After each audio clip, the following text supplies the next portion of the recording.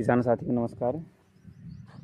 आज हम गांव जासल, ये अपने राजस्थान में पड़ता है। राजस्थान और हरियाणा के जो बॉर्डर है, मोहब्बतपुर और मोडाखेड़ा, उस गांव के पास पड़ता है। तो यहाँ पे एक साथी है, ये अपने खेतों में बाग लगाने की सोच रहे थे।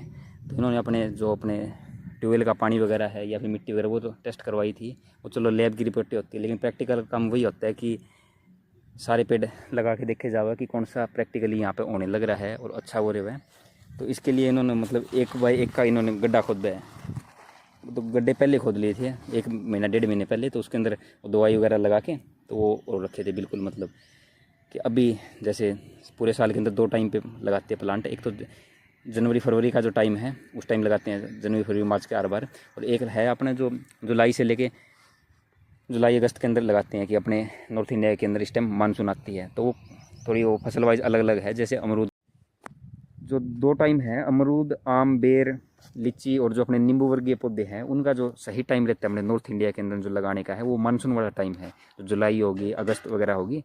और जो कुछ जो जैसे ये बेर वगैरह के लगाते हैं, जो अनार वगैरह के लगाते हैं, जो लीची वगैरह के लगाते हैं, जो इनका जो टाइम है वो लगाने का वो फरवरी के अराउंड है।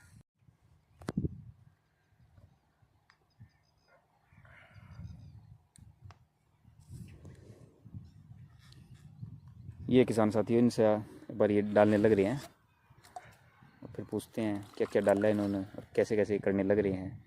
और ये करने का मतलब कारण क्या है कि लगाते ही ये इसके अंदर पानी के अंदर मिला के जो पहला जो पानी देने लग रही है, तो वो अपने जो इन्होंने ये अभी लगाया है।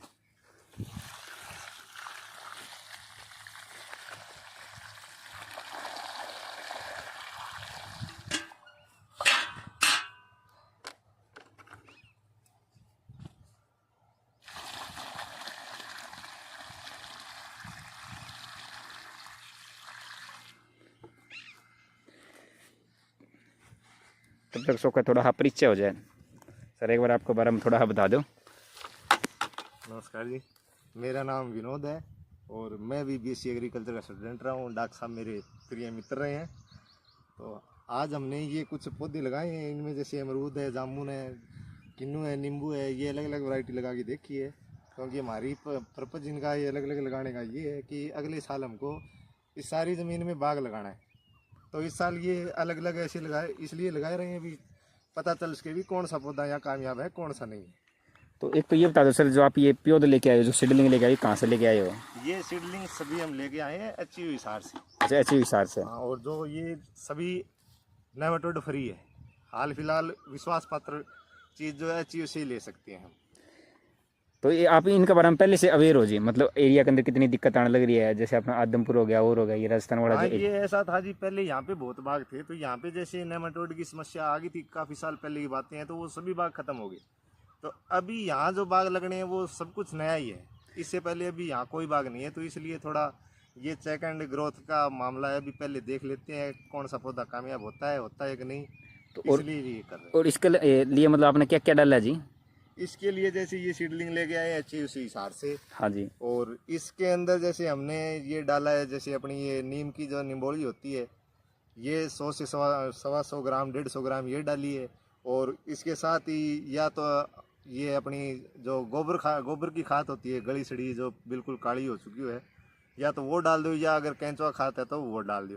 और इसके साथ ही ये हमने दो प्रकार के बायोजेंट डाले हैं, ताकि जो नेमाटोड ग्रोथ है उसको सप्रेस किया जा सके।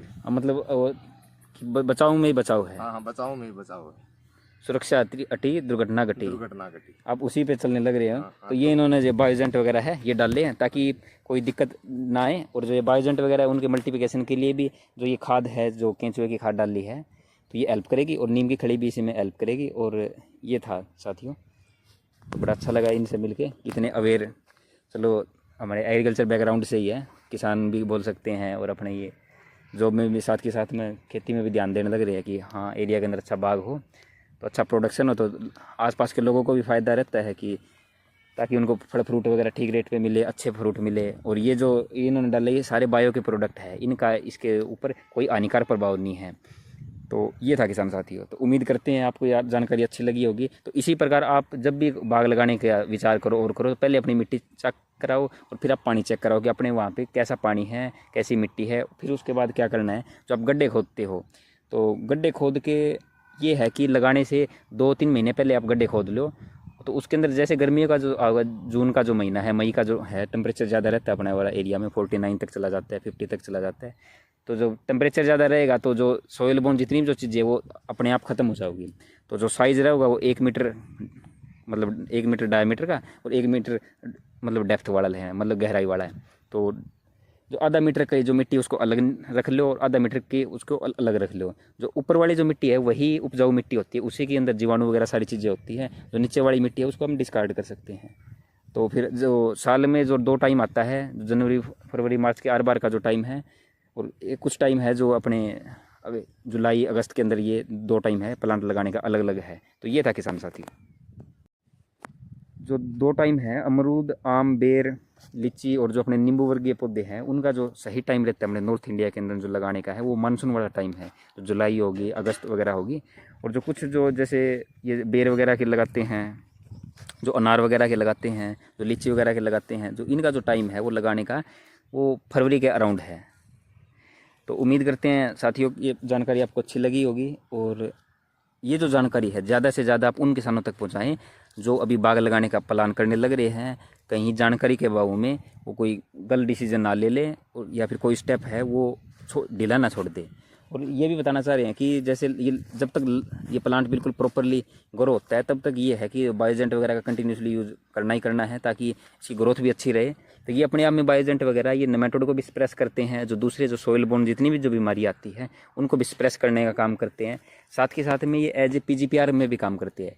PGPR में जो प्लांट ग्रोथ रेगुलेटिंग जो राइजोबैक्टीरिया है जो प्लांट की ग्रोथ को बढ़ाते हैं, जो चाहे जड़ों की ग्रोथ है, चाहे ऊपर रूट की, सूट की, और जो सारे जो पोर्शन है उसको हेल्दी रखते हैं। तो ये था किसान साथियों। ठीक किसान साथियों, बहुत बहुत धन्यवाद आपका। वंदे मातरम, भारत माता की जय। जय जवान जय किसान।